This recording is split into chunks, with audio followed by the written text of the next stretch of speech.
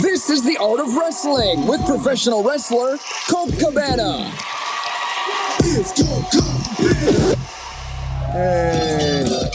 All right, come on in, guys. How you doing? Sit down, relax. You're listening to the Art of Wrestling, a professional wrestling podcast. It's a life podcast. It's a personal journal. It's an entryway into the minds and souls, the hearts and lives of people involved in the world of professional wrestling. I am your host. My name is Colt Cabana. Hello, hello. I'm a con man. I don't mean that in the sense that I'm going to take all your money, although I would like to take all your money. I'm here at the convention. I'm taking in convention. I am not a cosplayer. Well, I am usually, because most importantly, I am a professional wrestler, which is kind of a cosplayer in a sense of the word. Before we go any further, we are not live here in the studio in Chicago, Illinois. We are live here in Miami, Florida, at the Magic City Comic-Con in front of an audience of 10,000 adoring fans.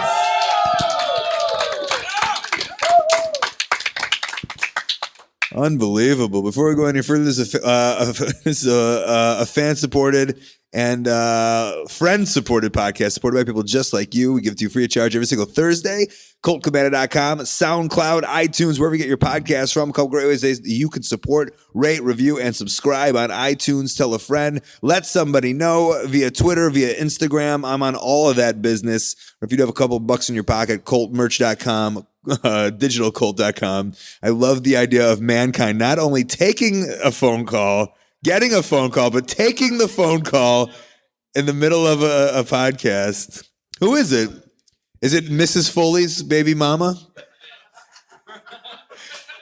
Little Foley's baby mama kid?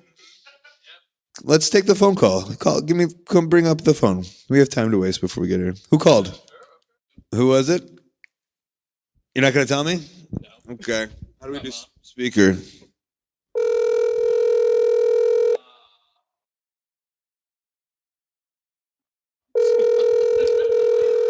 I think the voicemail is going to be a lot more funnier. Hello? Hi, Mom. Hey, how's it going? Oh, my God. I'm having so much fun. Oh, my God, I'm so happy. You can't believe it. I met this one wrestler, Colt Cabana, and he asked to have sex with me. What? I know. I'm not into dudes, but, I think I might do it. All right, Mom, I got to go. Hacksaw Jim Duggan's here. You guys are too much. Oh, my God, who is this? Vince. Like Duggan who? Bye, Mom. I love you. I love you too. Who is this? Wait, my friend has to say one important catchphrase to you. Hi, Mom, but one thing I want to say. Let's go, guys. That's not what he thinks of you. It's just his expression. Ow! I love you. Oh, my God, Legends House. You are awesome. Oh, my God, in wrestling. I love you in wrestling. Oh, my gosh, you're one of my heroes. Oh, well, thank you very much. That's very, it's Hacksaw Duggan, not Hillbilly Jim, right? No. You're too much. Oh, well, thank you. Yes, ma'am. I can't believe you're calling me. Okay, I gotta go. You can flirt with Hacksaw Jim Duggan later. Yeah, I'll call you later, Mom. There you go. All right, Mankind's. Yeah, I saw Mankind down to the. I said, "Hey, Mick, how you doing?" Right? Yeah, got a little shorter, didn't he? He's walking better than Mick. God, poor Mick.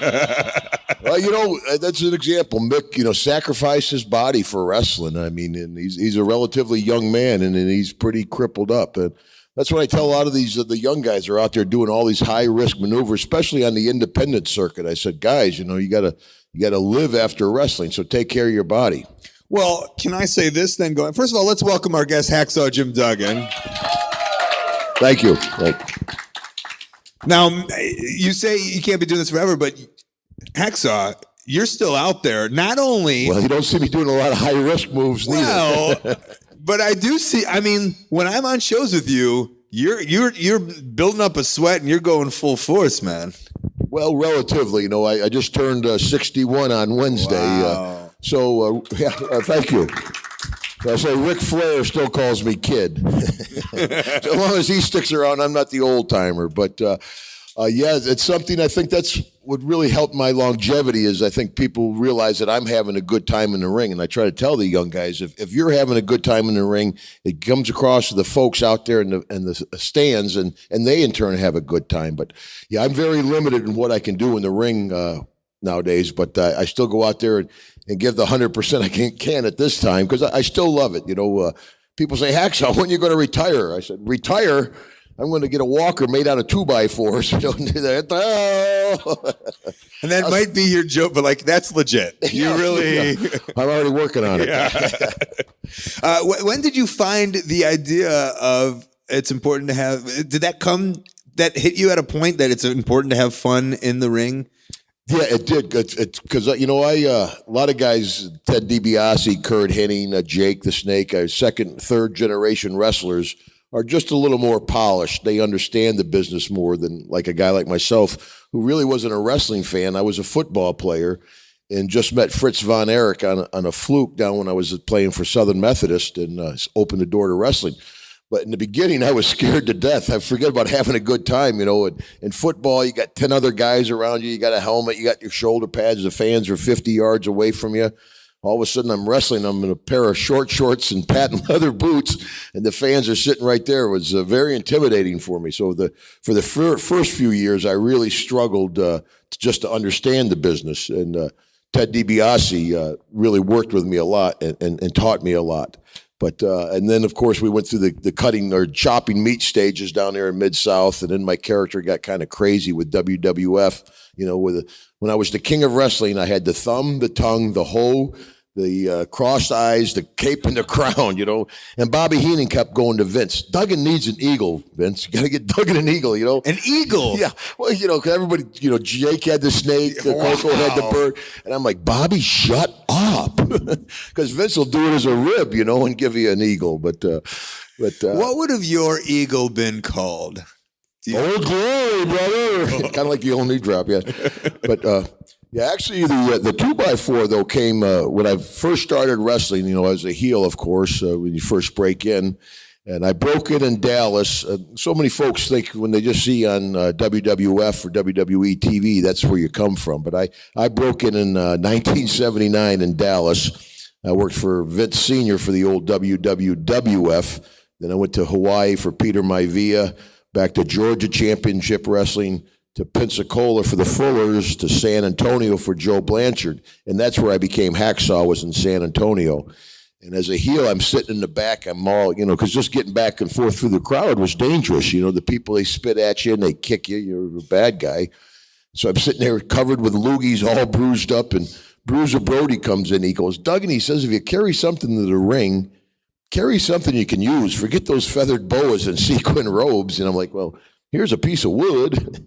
And I came out yelling, waving that wood. It was like parting the Red Sea. The people scattered. I got back and forth to the ring without getting punched and been carrying it ever since. Yeah. It was just a piece of wood sitting in a locker room? That's when I walk into the arena. I used to travel with my good friend Jake, you know, and I'd walk into the arena. Could somebody find me a 2x4 and get him a 10-foot python? Yeah. you can find a 2x4 pretty much anywhere, you know. And if you can get an eagle for me too? You get the eagle. Thank goodness we didn't end up with the eagle. But I've been known to break up pallets out back, you know, trying to get a piece of wood. And then actually when I go over to Europe, everything's metric in Europe. So a 2x4 over there is much larger than the American 2x4. And back in the day, you know, I used to use like a rifleman, when a drill team would use a rifle, I'd throw it up and spin it around. So when I'd go over to Europe, my father-in-law made me this beautiful, elaborate felt case for my 2x4. You know, so I'm going through customs over in Italy. I got all the guys with me. The guy stops me and he pulls the board out of the case and he's wrapping the board, checking the board. He says, what do you do with board? So I got all the boys with me. I said, hey, I'm building a house piece by piece, you know. He said, sit over there. About 2 hours later, I'm going, I'm sorry. Of course, the rib was all the other guys had to wait for me on the bus. Right. So when I got out of customs, everyone was like, Duggan, keep your mouth shut. So we would watch you on TV, right? Every prime time Saturday night's main event. You huck that board all the way up, and you grab it, and you seem to catch it and nail it every single time. I know that can't be the case. Well, knock on wood, I've never missed it on TV. Never. Okay, on TV. On TV, yeah. But I missed it, yeah. A lot of times, because when I'm in the ring, I'd throw it up real high and just get out from underneath it and try to catch it. And so actually, when I did catch it, it was legit. I was like, yeah, I caught it, you know. So the people got with it, you know. But Mike Mcguirk, I don't know if you remember Mike Mcguirk. She was a blonde-haired ring announcer for WWF. And I always had a lot of fun with Mike, and we were good friends. So I'm wrestling Earthquake and Jimmy Hart. And when I'm outside the ring, because the fans are right next to you, I would throw the board straight up over my head and catch it with both hands like this. And so I throw it up in the air, and I look over at Mike. I go, nice shoes, Mike. I turn back around, boom, board hits me right in the head. Down I go. I'm split open. Blood's going everywhere, you know. I roll in the match. Jimmy Hart's having a fit. You're bleeding, baby. You're bleeding. You're bleeding, baby. You're bleeding, you know. And so we finish a match, and I come back, and all the paramedics come running up. They're like, what happened? What happened? I'm like, hit myself with a board. They're like, what? And Blackjack Lanza was the agent, right, or the producer. He goes like, Hacksaw, that was great. Can you do it again tomorrow night? I think luckily, and nowadays on some of the stuff that Vince McMahon has on his television, like, that could have become a thing where you had to hit yourself every day in the head. Yeah, they do some strange things. You know, a lot of folks are critical of the product nowadays. You know, I hear a lot. Thank goodness folks remember our generation. That was kind of the golden age of wrestling with Junkyard Dog and Hogan, Jake the Snake, Macho Man. It was kind of like Hollywood with Clark Gable and John Wayne. It was that kind of era.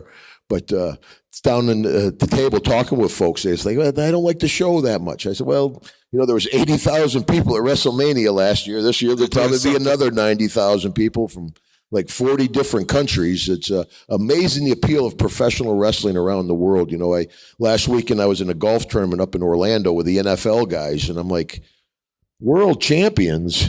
Where in the world have you boys been? You know, it's WWE. Since I've been wrestling, I've wrestled in every state in the union, every province in Canada, in 30 different countries. Amazing the appeal. You're big. I'll take that. Thank you. You represent the United States of America, which is pretty awesome. And like in the subculture of professional wrestling, and then especially in your era, it became pop culture, and especially the character Hacksaw Jim Duggan. Mm-hmm. And you were like the guy that represented the United States of America. We all love USA. Like, did you especially love USA?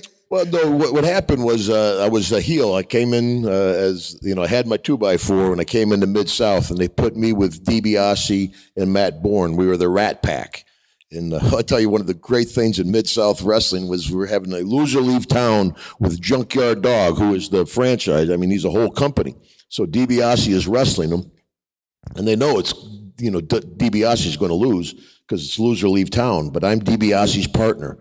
So before the show, I dressed in the complete gorilla outfit, stood in front of the studio with a bunch of balloons, and the fans just brought me in. They're like, you want to go to wrestling? I'm like, ooh, ooh, ooh, ooh. So they bring me in. I pass out the balloons to everybody, and cheering the baby faces all the way to the end. At the end, Dog is wrestling DiBiase. Dog takes a bump out. I stand Dog off. I brush him off. He turns around. Boom! I hit him in the back of the head, run his head in the post. I pull that gorilla mask off. They're like, it's Dugan. It's cockeyed Dugan. And Dog left, but he came back under a mask as Stagger Lee. It was a great angle. But what happened then, Ted DiBiase hooked up with Skandar Akbar and went against America. And that's when I started carrying the flag, and it just snowballed. Even though that was Mid-South, that went over to the WWF, which is obviously a completely different place. Different deal. You know, and I tell you, I think a lot of guys carry, you know, Sarge carries the flag. You know, Hogan does the flag a little while. They try to put the flag on Lex Luger. You know, a lot of guys, they try to, but you know, I think my character and the way I feel, I think people see it's genuine for me. And that's why I'm able to still wrestle at 61 years old, because I think people see it. Hacksaw Duggan is just an extension of my personality. And people say, well, you're a real American hero. I said, no, I'm a guy that's lucky enough to carry a flag. The real American heroes are those brave men and women out there, you know, fighting to keep us safe and free. Yeah. So I can only assume, like, that's an amazing part of it, being a flag carrying mid-card member, is going over with the troops, and I assume you've done a million of those. But is there any other like weird circumstances that being like a Mr. USA has given? Well, surprisingly, nowadays it's a little harder. Back in the 80s, all over the world, I would come out with the American flag and they cheer. But the hardest place to get folks to cheer USA, Quebec, Canada. they just boo the devil out of me every time. I don't know if it has nothing to do with America, maybe. It's just Duggan. And what's the weirdest place somebody's chanted USA where you're like, I'm not in USA? Yeah, well, what are you doing? Folks, Iraq. But just recently, like this in October, I was down in New Zealand and Australia. And what happens now, earlier in the year, I was in Denmark and Sweden. The folks, what they do is they kind of just do a little USA cheer to make me feel welcome. And I stop the match and take a little bow and tell them, I appreciate it, that they take the time to cheer USA in these foreign countries. And, of course, now when I was with WCW, we would do a lot of foreign countries. And back then, that's when the America wasn't quite as popular. And so what I would do is I would stash a flag with some kid ringside, whatever country we're in, and he'd have their country flag, and I'd come down with the American flag. Ho, ho, I stop. I'd look at the kid. I'd look at my flag, look at his flag. Let's exchange flags, son. And then I'd run around with the country's flag and get the cheap pop. Yes. Babyface pop. There you go. I think a lot of fun experiences, at least for me, is and one of the great wrestlers that a lot of us love, Andre the Giant. And you had a lot of experience with him. I was actually the only guy ever to knock Andre the Giant out, which, he wouldn't do if he didn't want to. And he elevated me from a mid-card guy to a main event WWF guy because he challenged anybody. They got him in the middle of the ring and he'd go, I challenge anybody. And of course, if there's any giant in the business, from John Studd, Yokozuna, Manga, Andre, they're like, Duggan, come here. I wrestle every giant there is, So I run down there and I got my chin on Andre's belly, like, I'm not afraid of you. And Andre's kind of giggling at me, and he went to grab me, and his thumb hit me in the lip. And my lip just, boom, it just fell right off, boom. And now blood is cascading down my chest, and he's got me by the throat, and he's choking me.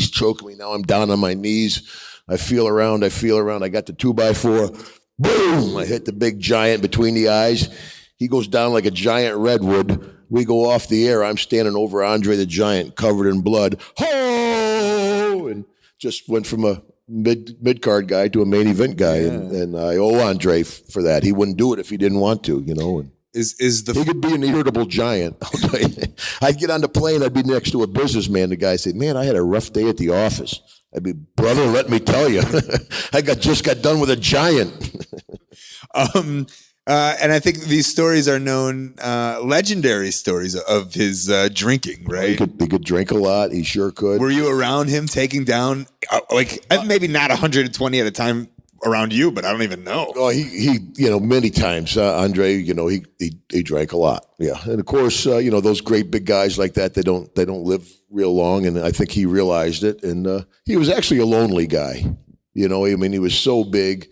Wherever he went, everybody would stop and say, oh, look, And so he was actually kind of a lonely, private guy. But, I'll tell you another story about Andre. Being that big, he wasn't the most hygienic guy in the world.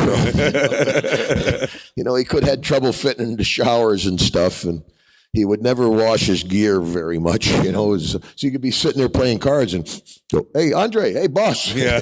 And he would come in. So we would do a spot every night after I knocked him out. We wrestled 52 nights straight. Wow. So I'm wrestling him one time out west, and he's a little inebriated, and he used to have the singlet, and he'd grab me by the hair and he'd pull me in and he'd take the singlet off and he'd wrap it around my throat and choke me with it, So this one night he's like, Duggan, step closer, I take a couple baby steps, closer. And I'm like, a couple more baby steps. He grabbed me by the hair and he wrapped the thing around my neck, but instead of going around my neck, it went across my throat, my mouth. So now he starts choking me, right? And he's squeezing all that giant juice out of his thing. And I was about 310 pounds on the gas back then, and I'm fighting as hard as I've ever fought in my life. And Andre's going, You're not going to tell Andre the Giant to wash his gear, right? No, you ain't going to tell Andre the Giant, but thank you, sir. One more quick one. Yeah, please. With Jake too, he used to knock us down. And guys with long hair, your hair laying down the mat, and he would step on either side of your head and step on your hair, and then he'd grab your arms and pick you up. So he'd be pulling your hair by standing on it, picking you up. So Jake used to come back to the dressing room going, I hate when he does that. I hate when he does his hair be sticking straight. I'll tell you a good story about Jake. Jake was actually the head usher in my wedding and probably wouldn't have been my best man, but my dad was my best man, God bless him. But I used to travel with Jake a lot, and we went out one time in Detroit. We partied all night, and get back to the hotel. It was like January, and we went to sleep. We woke up the next morning. There was like 6 inches of snow on the car. We went and we opened the trunk. There's my 2x4. There's Damien, frozen as stiff as a 2x4. We forgot the snake and left him in the trunk. He could pick the snake up by the tail. That's great. Jake went through a few snakes. Another time we're flying through the South late for a show as usual. We got a big rented Lincoln or whatever, and the snake would live in a bag, in a duffel bag, and it was a horrible life for the snake. And I always try to get out of the bag, and boom, got out of the bag this time. And people are like, well, a python, they're not poisonous. I said, it's a 100-pound snake with a mouth like that. It doesn't have to be poisonous to bite you. Do you think the animal do you think we can get away with having the animal as a mascot for wrestling today? Do you think PETA would be all over everybody? Yeah, I don't think PETA would allow it. Even British bulldogs, they had Matilda the bulldog, and they abused that poor dog. I think the last one was Rene Dupree had a poodle. I mean, you were around for that too. Yeah, a little bit. Yeah. Uh-huh. Yeah, but I tell you, that's why I gladly carry anything, as long as it doesn't eat or have to go to the bathroom. There you go. Yeah, there'll be Five Below up in Boston, and there'll be Davy Boy out there with Matilda. Go to the bathroom. Go to the bathroom. Words to live by. Jim Duggan, I really appreciate you coming on the show. I think everyone appreciates this here. Thank you very much. Thank you, fellas. Thank you. Can we get one last? Only if we do it together, guys. And if you're going to hoe, young man, hoe like you mean it. Ho! Thank you. Hacksaw Jim Duggan. Hosky. Very nice. Thank you very much. My pleasure, brother. All right. Next, coming to the stage, please welcome former NWA champion, ECW champion, the franchise, Shane Douglas. Hey. I think Jim forgot his mixed drink. Is that going to be his loss is our gain? That's a $25 drink too. Do you drink coffee? Oh, absolutely. The last time I did off Jim's, I got a big sore on the soda. Well, you don't want to do that. We always sing each other, and I'm like the straight man for him. I feed him something, and he hits me back with the right cross. So you were in WCW with Hacksaw, right? Yeah, I've known Hacksaw I met Hacksaw in Bill Watts' UWF right before he left, and that would have been 84 or 85. Did you ever see him dressed as a gorilla by any chance? I didn't, but he sort of resembles one in the shower. Yeah, okay. Just told a fun story. Yeah. How's everything going? Great, man. It's been a great time, a good weekend. You having a good con? Yeah, great con. It's great. It's nice to come to these because, as you know, you do how many of these like I do. And it's nice to see the wrestling fans. But when you come to something like this, you see comic book fans, horror fans, anime fans, people that may not know who you are. It seems like it introduces wrestling to a lot broader audience. And it's fun sometimes to meet people that just aren't that hardcore wrestling fan. It's great. They're great to meet. We see them every weekend. But to meet somebody that comes up and maybe knows a little bit about your career and has a conversation, it's a little more refreshing sometimes. It's been a great weekend. Thanks, guys. Yeah. Here it is. Was there anything 20 years ago? I mean, was there? Well, ECW used to have conventions, right? But even before then, I'm talking Dynamic Dudes era. Yeah. There's no Comic-Cons back. No, there must have been, but just not this. I guess widespread. Yeah, I think that I'm a huge comic book fan. So when I was a kid growing up and reading comic books, I wasn't aware of anything like this. But I remember early on when they first started, and it seemed like it was almost like one of those things that you didn't think would survive or get on. I knew, and I thought it had a great opportunity because, again, I'm a huge fan of Thor and the Fantastic Four. I'm a huge Marvel fan, but especially now with all the graphic novels and stuff, really that's got my attention now. And as a young kid reading the comic books, I couldn't wait for the next month's edition to come out of whatever the comic book I was reading. because it was just like wrestling. It was the serial aspect. Where's the story going next, and who's the heel next month? And so I always knew it would catch on. When I was a kid in the wrestling business, there wasn't so much of this, but the wrestling business did things differently. Like, for instance, when Johnny and I were together, they had a thing called the Great American Bash Tour, where they would send like me and Johnny, Tom Zank, Brian Pillman, I think Steve Austin.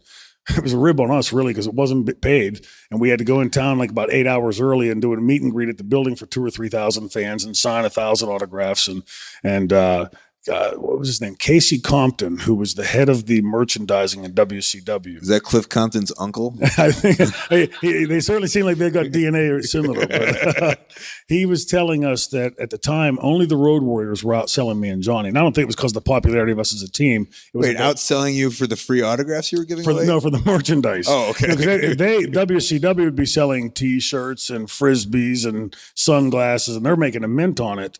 And my mother, I was never home. So my mother was getting my mail for me, and I kept waiting for this merchandising check because the contract said a third for me, a third for Johnny, and a third for WCW.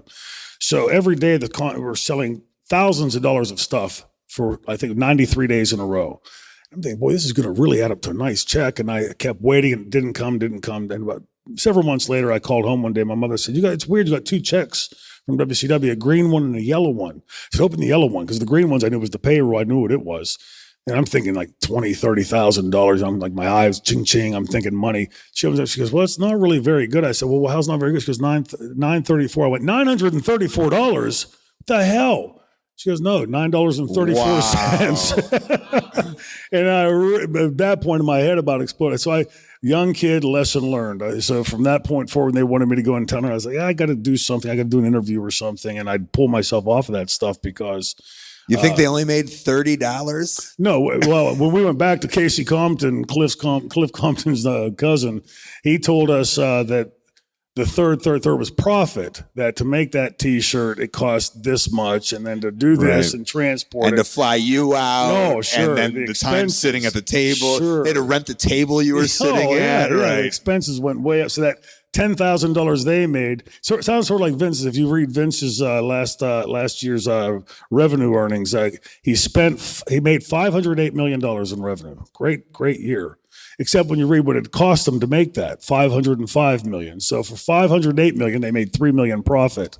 That's not a very good investment to me, but I think Casey Compton must be doing Vince's books. Maybe. I remember. So I did that Punk DVD. Yeah. And like I had heard the stories. I thought I was going to get a $20,000 check. I was so excited. They didn't pay me at all. Nothing. Come on. And like I was ready to buy a car and like ready to send the kids I don't have to school. And rightfully it should have been not just blowing smoke, but I mean, that's the thing in this business that drives me crazy. We're the people that are out on the road killing ourselves, and these are the guys that are coming and paying their money to see it. And then there's some guy over here, some entity over here making all this money. And I understand how business works, obviously, but if you make $1,000 using Colt Cabana's name or Shane Douglas's name, aren't you worth $1 of it, a $5, a $10? I mean, I'm not saying $900 of it should go to us, but some connection of that. It's the same thing with the ECW footage that Vince bought out of bankruptcy. Every week, I'm going out someplace. We're on the road every weekend, and fans say, "Hey, I just watched your match, this week versus Taz from Kissimmee, or versus Funk, versus Sabu, versus Tommy Dreamer, versus this guy, that guy." And I get my quarterly. I still get quarterlies from Vince, but it's for things from like Royal Rumble '92. Stuff from way back, and it's not a couple $100 here, a couple $100 there, not much. But those ECW, I mean, and I think everyone knows like the heart and soul you put into those matches. Well, and blood. I mean, all these zippers I've got. 11 years in wrestling, I had a few strains and sprains before that. From ECW 4, I think I had one broken bone before ECW. Since and after that, I had through my career 28 broken bones, 18 surgeries, and 11 concussions. So I feel, and I don't even feel like it's for Troy Martin. Like Troy Martin wants that money. I see that. I have 2 boys, 9 and 13 years old. The money that I've drawn in my career, both for ECW, WCW, WWF, all of which Vince now owns, are Connor and Caden Martin, are they not entitled to some share of that? The broken bones that I put in, the spilled blood that I've put in, and the hundreds or thousands or millions of miles that we've put in. are they not worth something my kids should have their college education set up for right now? And, so when I see Vince McMahon sitting in a mansion and making the money he's making while guys are literally dying on the road and sitting there and saying it's not his fault. I'm not saying that Vince is pushing somebody off the cliff or putting the pills in their mouth or whatever, but certainly the paradigm that exists of which people are dying from. There's anybody here raise their hand that can go 6 or 8 months without a paycheck? Us either. And so when we get hurt, you have a choice. Paid as an independent contractor. You can go 6 or 8 months without a paycheck and have the bill collectors kicking your door down and give you all the hassle. Or you can self-medicate, whether through a doctor or not, and get, you've done it, I'm sure. You tell yourself, no. you tell yourself, well, I'll take it easy in the ring. I won't do this and that. And then you get out there and with you guys, the energy, I wish the fans could, for 10 seconds, experience being in the ring. I would love to be a rock star. And I never had the talent to do it, but we could sell raffle tickets. Yeah, there we go. For 10, if you guys really want to, you can make some money off of it. But they can experience the energy we feel when we're in the ring, when a crowd is into it, and whether it's booing for the heel or cheering for the babyface, it is such a powerful high that to get into that and feed off of that, and that's what you do when you're injured. I need to make my paycheck. I need my mortgage payments due next month, my car payments due next month. My kids need groceries this week and next week. So I'll self-medicate and I'll take it easy. Then you get in and feed off that energy. And suddenly you're doing things out there that you don't really feel because your adrenaline's pumping and your endorphins are flowing. Then you get back to the dressing room. Oh man, I should have did that. I did too much. And as we know, that's a very slippery slope in wrestling. So I'm not accusing Vince of killing anybody, but certainly the paradigm exists that there's something that's causing all these deaths. But also I'd say for me, luckily, the stories of the ones in front of me and maybe self-admittedly, for yourself, like guys like you and like you said, where you self-medicate and then it leads to that. I think a lot of our generation, luckily, have been lucky enough to hear these stories and know that it's the wrong way to go about it. Sure. See, but also to that, I was always pretty cognizant. I'm the kid that never smoked pot. So I a couple beers and I was always good. But the old school, the old school, you were taught you make your shots, you never miss, you never cancel, because then you get labeled with unreliable or not trustworthy. And so I remember, for instance, Bill Watts telling a story how he had shattered his ankle, but he taped it up and went ahead and wrestled because I know. And the story about Steve Williams, when I was breaking into the business, his father had died, but he had a title defense that night and had to make the match. And so that was the paradigm we were under. This is what we were taught. You make your shots and everything. So now I think what we didn't take into consideration was that the action, not to by any means take away from what the old school did. They were very physical, but they weren't necessarily falling off of scaffolds and getting hit with chairs and thrown through tables. Let's be honest, it was headlocks for an hour, right? Yeah. But I mean, admittedly, much more than that. They would work in and out of the headlock and the story that would go along in telling that. But the action that wrestling had gone into and where it's gone for like with these kids today, the athleticism that you guys, young guys, is amazing to me. But we were so we're taking an old school story of guys that were doing that style, suddenly ramping it up, action on steroids with all the other craziness that's gone into wrestling. And I would believe the injury is much more severe, many more broken necks. Remember, Bruno Sammartino broke his neck and it was like a industry-wide, oh my God. Now, how many people have you known that have broken necks in wrestling? It's quite a few. So hopefully that lesson's been learned and passed down, that's not the way to go, because I was just talking to a fan downstairs, and I was telling them the story about Scott and Bam Bam Bigelow and Chris Candido, the other 2/3 of the Triple Threat. Both phenomenal guys and incredible talents, and both dead way too soon. 32 for Chris, and Bam Bam in his very early 40s, I believe. Very vibrant, incredible athletes, great guys, incredibly funny guys with families, people that love them, and gone. And I try to in my head ask myself how. How are these two guys gone, and all the other guys that we've met?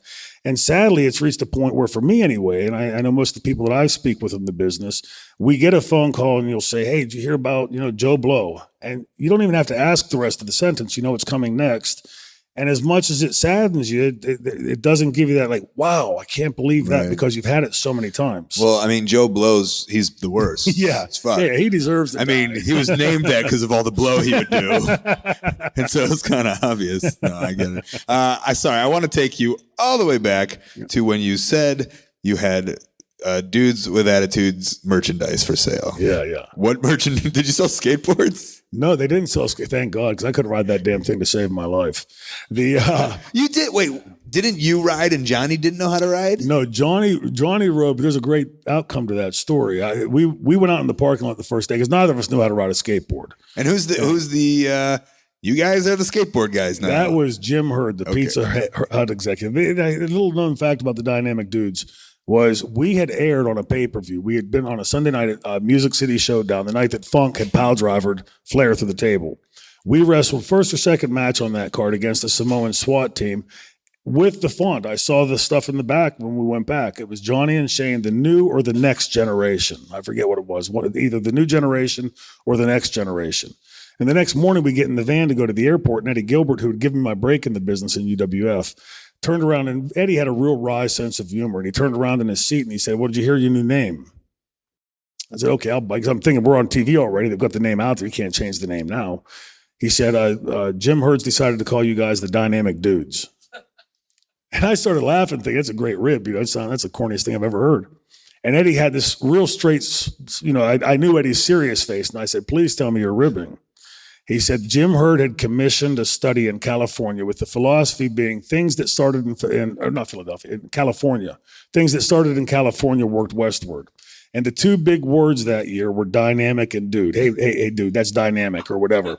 So this Pizza Hut executive decided to take those two words. This is also the guy, by the way, that came up with the cutting edge name of the ding dongs. There it is. Wearing bells on their ankles and wrists until they broke one day in the ring, and the bells were all over the ring, and the guys were all it's like something out of vaudeville. But he came up with the name Dynamic Dudes, and I had gone to Flair that night. And we were in Bristol, Tennessee, and I said, "Rick, I got to talk to you." And I told him, and I didn't even finish the sentence. He said, "There's nothing I can do about it. It's a done deal." And so I tried to talk to Hurd about it. Hurd wouldn't talk about it. And I knew that, it got heat with me even hearing it, Dynamic Dudes. And that's what they went with. But they, at that time in the late 80s is when they were, in just popular culture, fluorescent stuff was in. So the fluorescent green, pink, blue, yellow, all that stuff. And they had an entire line out. We were the only team that had that. The Warriors had shirts and hats, I think. But we had sunglasses, T-shirts, yo-yos, wristbands, like very Umbro colors, right? Yeah, very much Umbro, exactly like Umbro stuff. And I think that's probably more why it sold more than Johnny or I. And but the funniest story, are there any kids in here? Anybody too young? Nope. Is it okay for me to tell a please? Okay, we go into Philadelphia, which is ironic that I had later made my name in Philadelphia in ECW, because Philadelphia was notorious for an anti-babyface town. They hated baby faces, and they certainly hated baby faces with a corny name like Dynamic Dudes.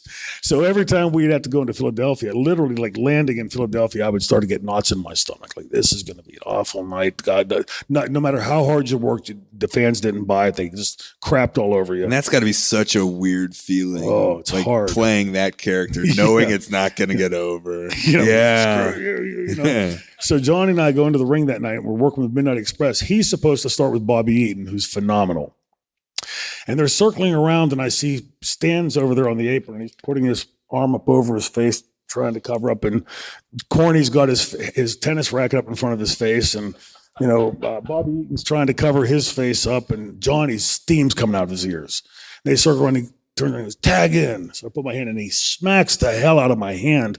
Did he forget this? What they're doing? Bobby's wonderful to work with. I get it through the ropes, and I lock up, and Bobby, who always has a very funny talking style, he's really hard to understand. He said, "Shane Bull, when I push you off, why don't you take a look in the stands to your right?" So he pushes me off, and I take 3 steps away from him to create the distance, and I look over, and in the very top tier of the Philadelphia Spectrum, I see a great big sign, wall size, like 10 feet by 8 feet. It's huge, bright fluorescent pink letters. And it says, "Johnny sucks Shane's cock." Wow. So I start the match, we get to the match, and we come back to the dressing room. Johnny's throwing a fit. He's throwing stuff, kicking stuff, slamming stuff, yelling at people, pushing people out of the way. And I'm glad the match is over. I'm coming back and getting the hell out of Philadelphia. So we come back and turns around and he goes, "Why are you so calm? Doesn't that shit piss you off?" I said, "If it had said Shane was sucking Johnny's cock, I'd have been up there fighting." I said, but I was getting sucked up, so it didn't much matter to me. You're the one sucking cock, bro, man. Hey, blowjob's a blowjob, right? Dominic, as old timers always told me, that doesn't count. So, wow. When we did our just teasing, guys. What? No, amazing. When we did the podcast we did together, yes. We didn't really touch on Dean Douglas at all, and good stuff. Great times. I mean, do you because I know myself through the weird, awful run I had in WWE. Yes, I don't know how you perceive that or how you look at that. From an emotional standpoint or a mental standpoint too. I don't know if that broke you down.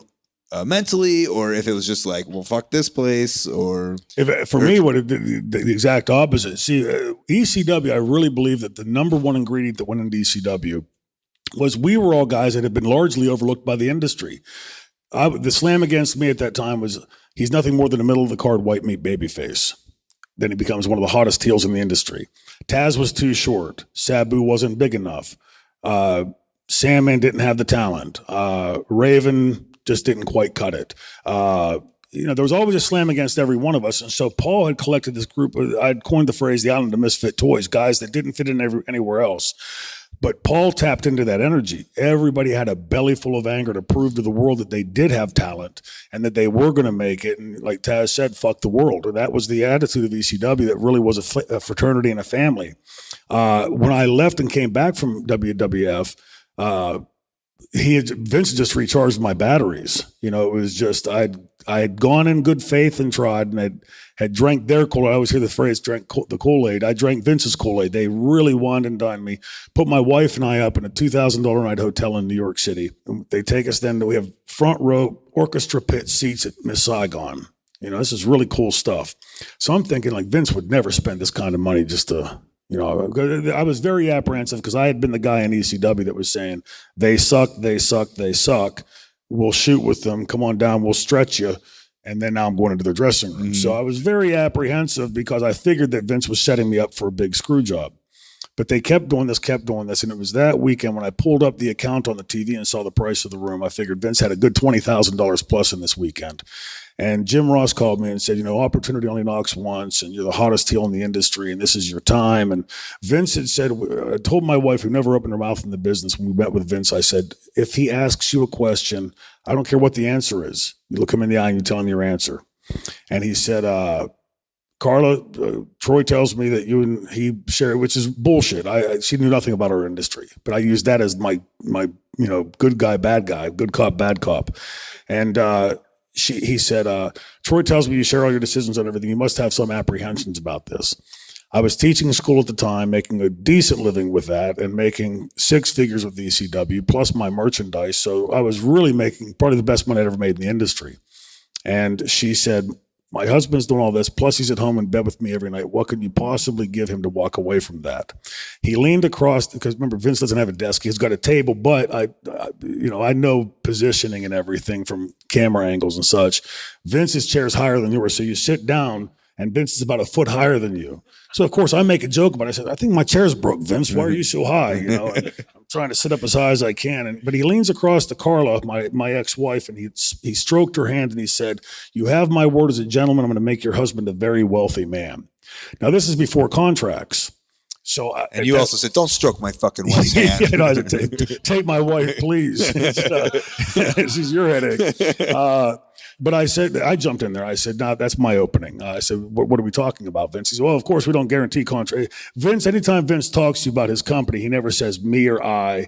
Those kind of pronouns he doesn't use, but he says we here in the World Wrestling Federation. It's like it's an alternate universe with parallel physics or something. We here in the World Wrestling Federation don't offer guaranteed contracts, but And then he said, but people in the position we've put you in, it's not uncommon for them to make a minimum of $350,000 to $550,000 a year. This is 1996.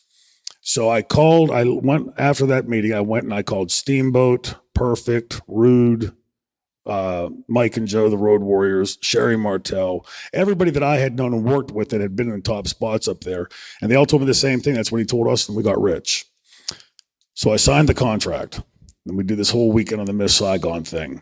And the whole time, after I signed, it was like buyer's remorse. I'm just like, it didn't feel right. So I get up there for the first day of vignettes. They had me up there for a Sunday, all day.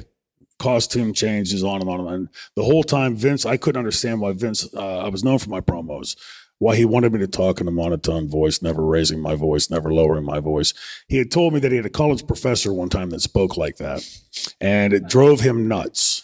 And I looked, I said, well, Vince, the difference is you couldn't get up and walk out of that class.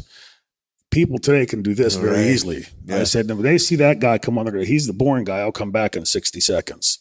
He didn't get it. So we go through this long day of vignettes. Now, the character Dean Douglas, as it was pitched to me originally, was Vince was noticing that guys on the show, like Bret Hart, for instance, wasn't grapevining the leg unless it was the actual finish. Little things like that, just little tweaks that the guys were making mistakes. And so he wanted to use this character as a sort of tongue-in-cheek, elbow to the ribs, tighten your work up. And he promised me. That's an expensive lesson to teach. Yeah, everyone. right. But he wanted me to, the initial way it was pitched to me was that I would get the tapes the week before at home, watch them, and I would give them the legitimate grade, A, B, C, D, F.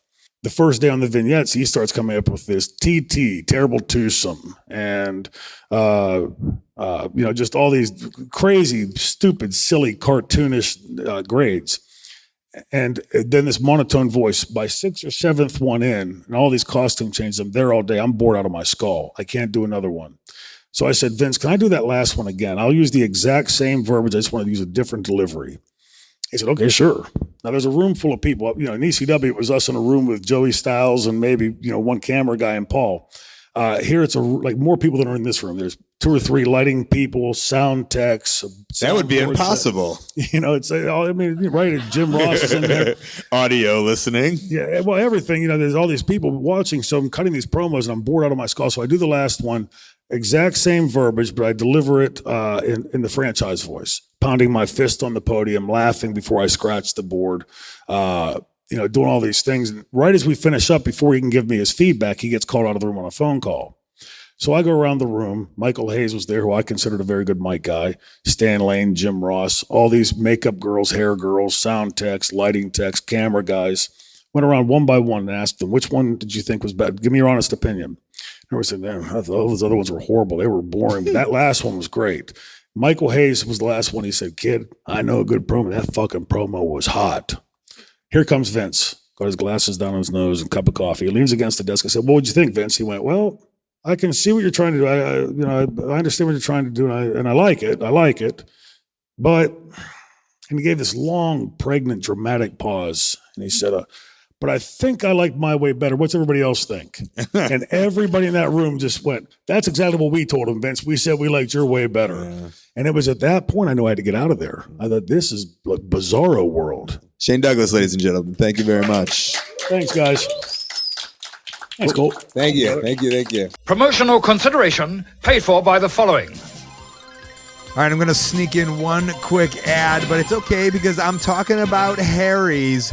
Shaving is a pain, guys. It's uncomfortable. It causes nicks and cuts and razor burns, and blades today are just grossly expensive. And I'm looking out for that kind of stuff. But now there's Harry's online razor blades that ship for free to your doorstep. These guys make their own blades in a German factory that they just flat out bought. Because of that, it's a fraction of the drugstore cost.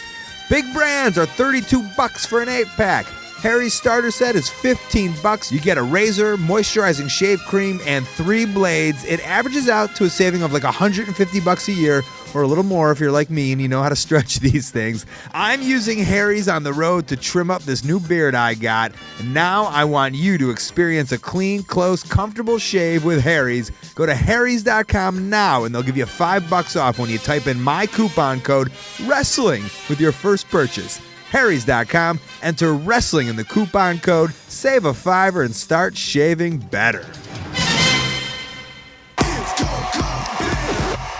Also, before we get into this last part with Greg the Hammer Valentine, just note my levels up on my microphone for this, only the specific part, were a little high, but I don't talk that much. Hammer does most of the talking. It's easy to get through. Just get through it. Just get through it. It's easy, and enjoy it, because Greg Valentine somehow becomes like my favorite person ever. He's great in this. You'll love it. Welcoming to the stage next, as he walks up here, please welcome Greg the Hammer Valentine to the show.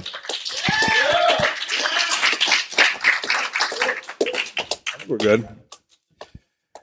As Greg walks up, we have 4 chairs. You're going to take this one right here. You want 2 chairs, Greg? Yeah. We need a step ladder to go up on stage. Okay. All right. Mr. Valentine, it's a pleasure to have you on the show. The only reason I put this coat on because it's freezing in here. Here in Miami, did you think it would be cold? Well, it's cold in this room. Okay. Okay. You look good in it, though. Did Jimmy Hart make that for you? Actually, no. The Insane Clown Posse.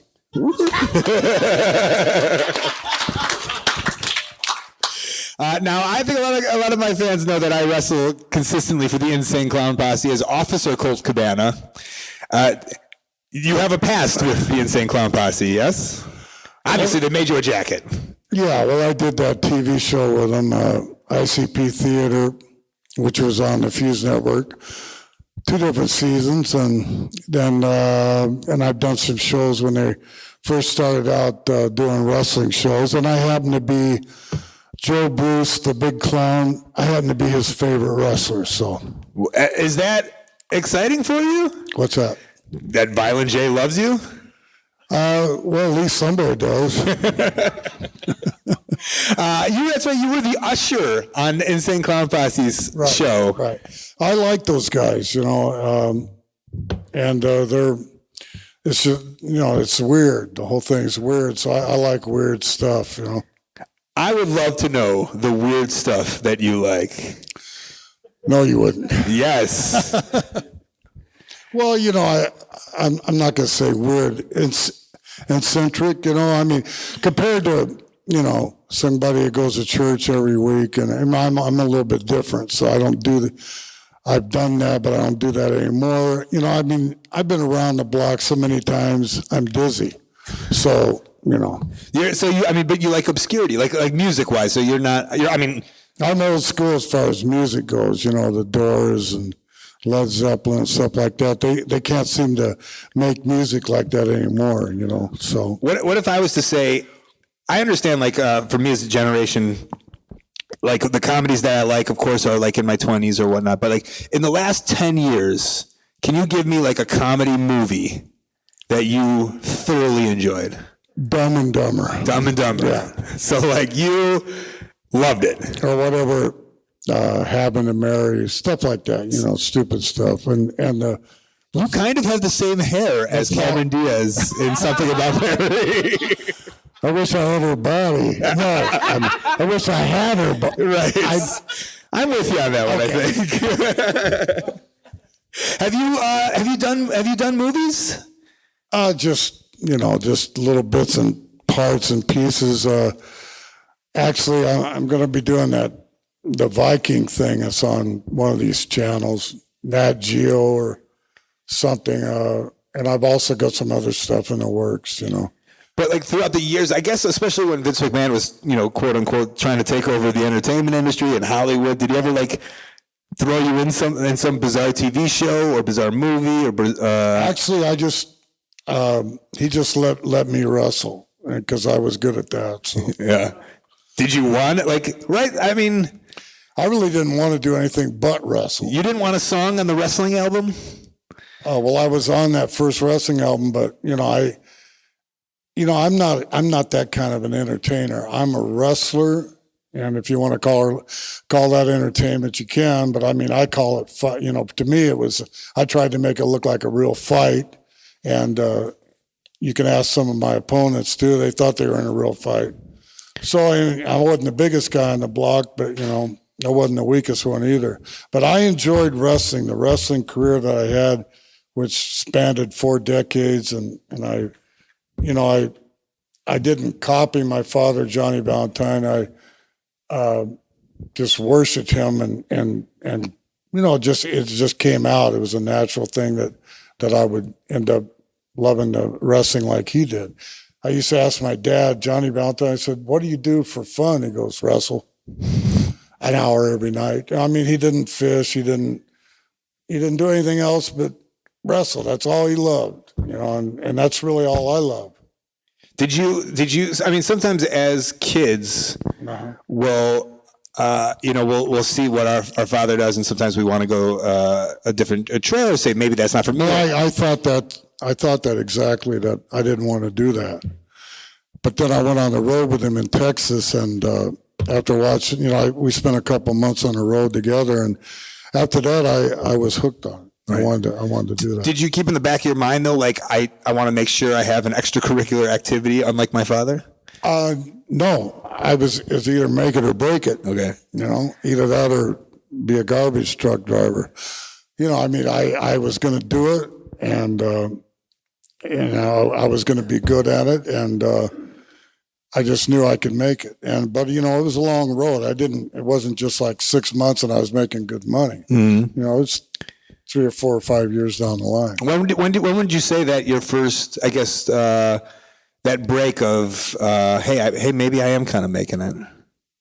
I think it was around, I'd been in, you know, everywhere for about 6 years, and I'd learned, you know, pretty much how to work, as you call it.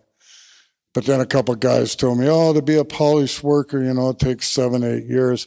I think right around 1976 when I went into the Mid-Atlantic area, and I went from making, you know, $1,000 a week to $5,000. I figured, well, I made it now. What was all about the money actually back then, you know? All about the money. And what put you from the 1,000 to a 5,000? Was there something you could put your finger on? Well, I guess it was just timing.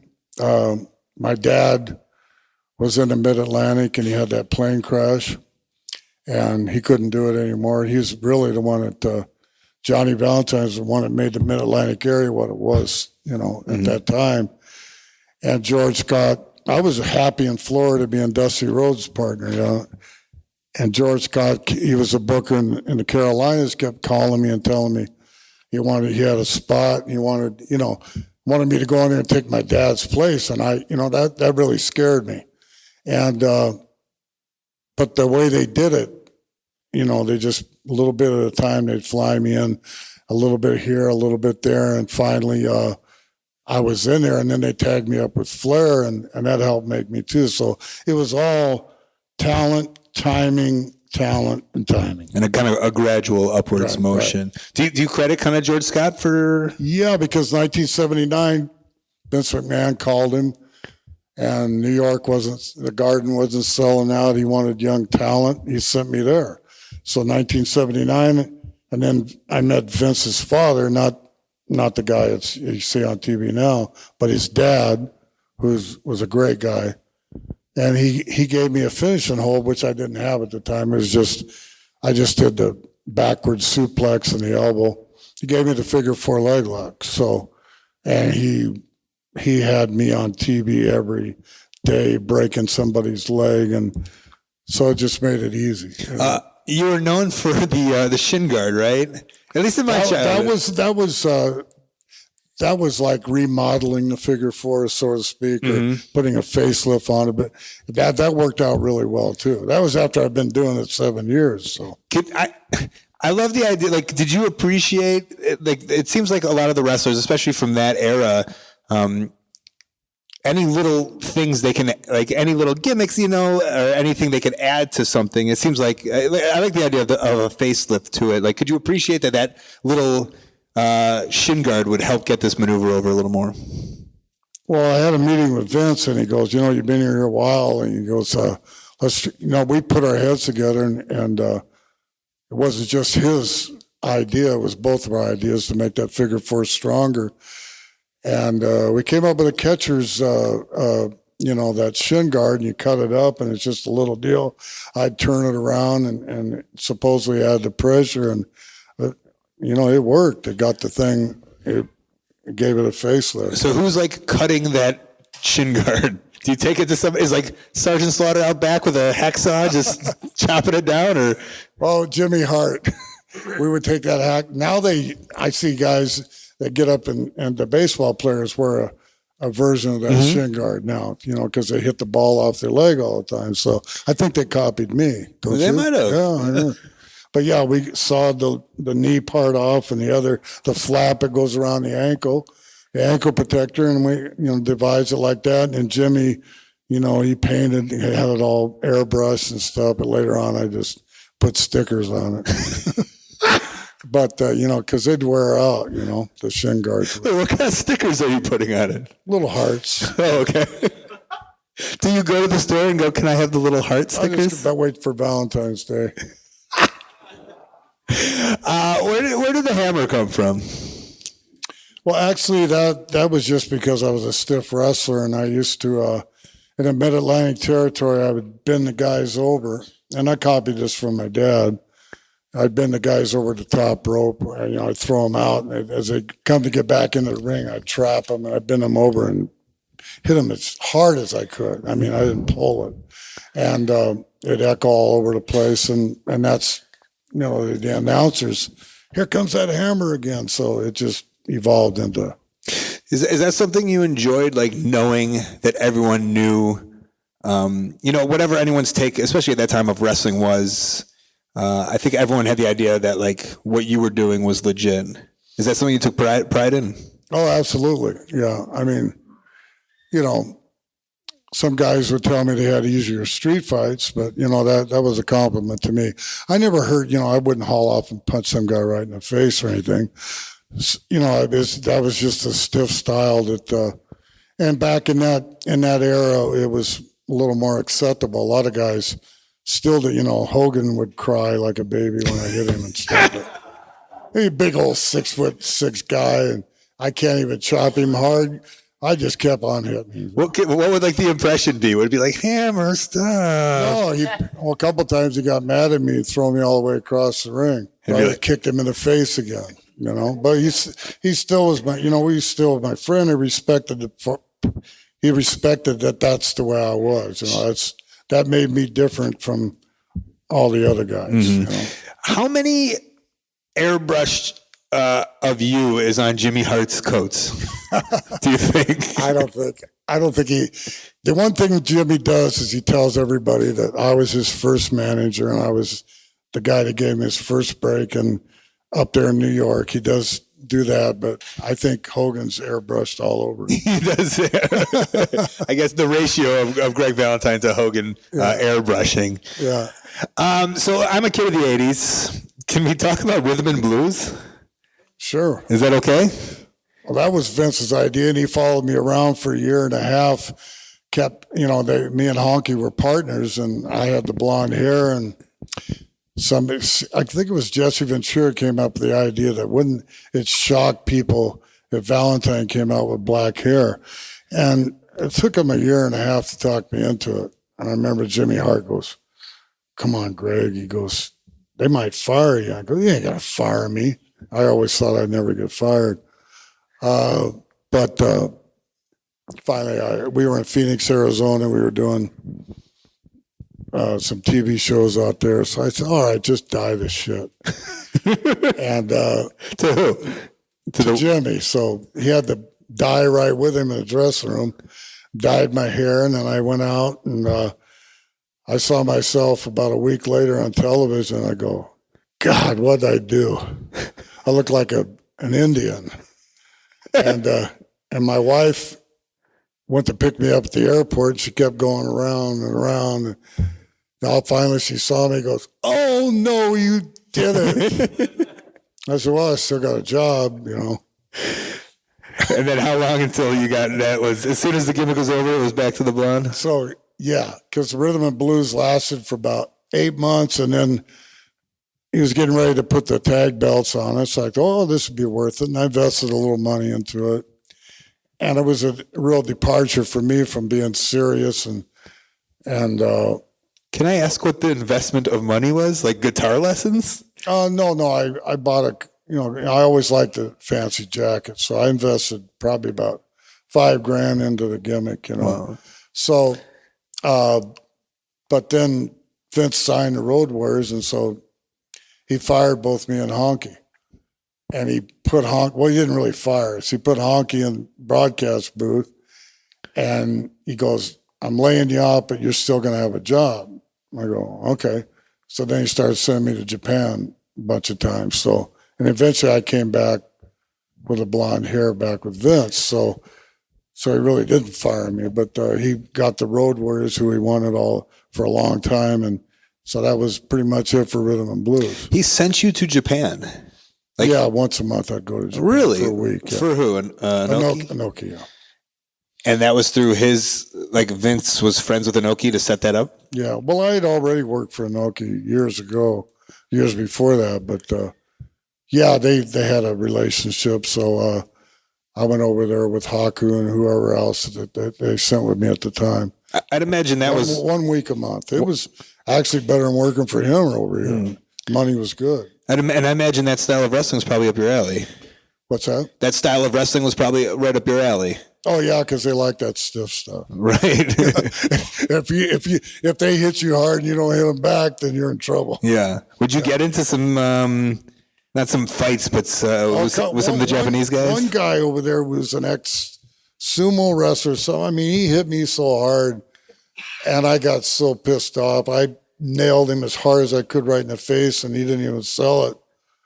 And I went back to the dressing room and threw chairs all over the place. And I said, "Don't ever put me in a ring with that SOB again." And he just he was a blockhead, But that was really the only guy that knocked the crap out of me he didn't even know he did it. Yeah. He's just like a cement mixer, Some guys are that tough.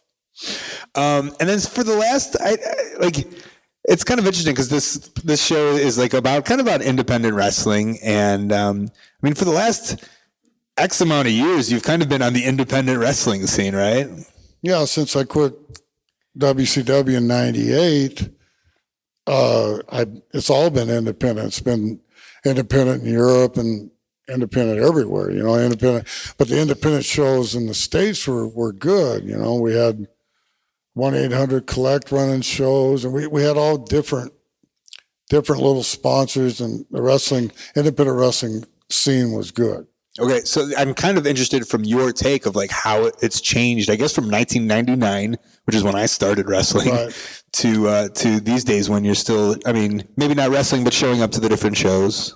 I still wrestle some, but yeah, the crowds aren't as big, unless I'm missing out on the big crowds, but I think, the wrestling business, I think Vince has done what he could to kill the independent scene off, But I'm glad every time I do show up.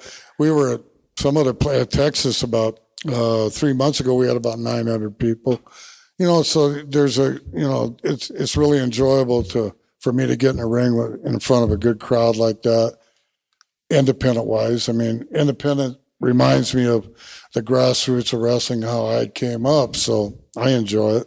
So you're still digging doing it? Oh, yeah. Okay. I love getting in the ring. Now, you told me earlier today, don't have a Twitter. No, barely have a cell phone. I saw the cell phone today, and that wasn't it. You had one from 1950, I swear. No, that's the one from 50. Well, I don't think they made them in 1950. How do you have 6 cell phones? I had one of the biggest ones ever, the first one that came out. Right. Remember that one? The Zach Morris one, yes. On Wall Street, right? I was one of the first wrestlers to ever have a cell phone. Really? Yeah. So that's very interesting. Yes. And then are you the one telling everyone hey, Jake the Snake, you got to get a cell phone? Hulk Hogan saw it. He said, "What is that thing?" That's a cell phone, and pretty soon he had one, and then it was crazy. What tipped you off? Was it a woman to get a cell phone? Yeah, my wife. She wanted to keep tabs on it. Right. She goes, "You're going to get a cell phone, and I'm going to know where you're at every minute." Yeah, at first wrestlers probably thought it was the best, but then quickly learned. I quickly learned that this is the beginning of the end. As far as doing what you want to do and privacy and the whole thing. Right. Well, cool. Hey, I really appreciate you coming on and talking to the guys here. I appreciate you having me. It's always good. And I don't even know you. Like, fans can't really get a hold of you, can they? Well, the reason I don't go on Facebook and all these other Twitters and stuff like that, I'm just afraid that something from the past will pop up. So I just, I don't need that. Now I'm a pretty straightforward guy, and I try to, and I'm married, and I just don't need that, But I do have an email, and I do have. Look at my phones are ringing right now. I do have an email, and I do have and I just learned how to text about a year ago because my fingers are real fat, so it's hard to text. But I learned how to. The first step is to being able to admit that and say that. I'm proud of you. But I actually like texting. It's when you plane tickets and all that sort of thing, and you talk business, and it's way better than talking on the phone. Yeah. Texting the wife is probably way better than talking on the phone. Yeah. Are you okay? And I put K. Greg Valentine, ladies and gentlemen. Thank you. All right, that was some podcasting done at the Magic City Comic-Con convention in Miami. It was a fun live episode. Who knew if I was ever going to get Hacksaw Jim Duggan or Greg Valentine on, but because of the Comic-Con, it happened, and it was fun. Very fun. I hope you guys enjoy it. Before we get out of here, let's get into some plugs and upcoming events. All right, the best way that you can support ColtMerch.com and DigitalColt.com. I got a Twitter and an Instagram at Colt Cabana. My very public email, ColtWrestling@gmail.com. Head on over to ColtCabana.com. I got a P.O. box there. You can send me some snail mail. I am not at home right now. I'm actually on the road. Otherwise, I would tell you about this wonderful photo book that this dude from England sent me. Maybe I'll talk about it next week. But for now, head on over to that Facebook/AOW podcast and Colt Cabana. Upcoming Sunday, February 15th, London, England, RevolutionProWrestling.com.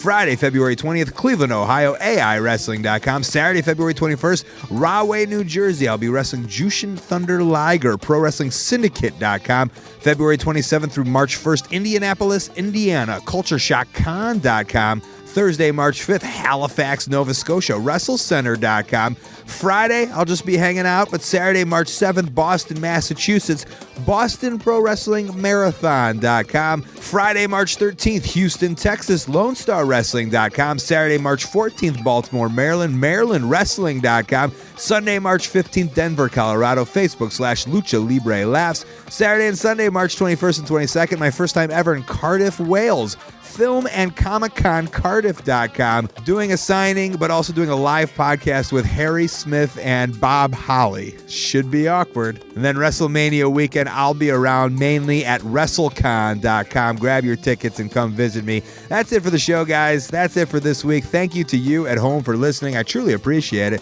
Thanks to Magic City Comic-Con and my guests, Hacksaw Jim Duggan, Shane Douglas, and Greg the Hammer Valentine. Thanks to Cable Guy Jeff and Stu Stone, Kid Russell, Matt Jenkins, and some of the music.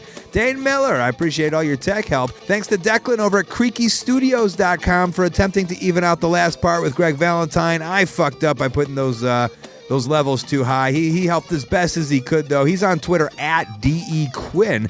Let's thank some of our sponsors, highspots.com. Hundreds of full-length titles available to download, plus all the $5 wrestling movie titles and the Freight Train documentary, plus some AMA knee pads, gear, mask, and a wrestling ring. ProWrestlingTees.com and BarbershopWindow.com, the original alternative and independent wrestling shirt companies, both powered by OneHourTees.com. Custom t-shirts made to your liking in an hour a week or whenever you need it. And right now, I got them tweakedaudio.com/Colt earbuds in my ear.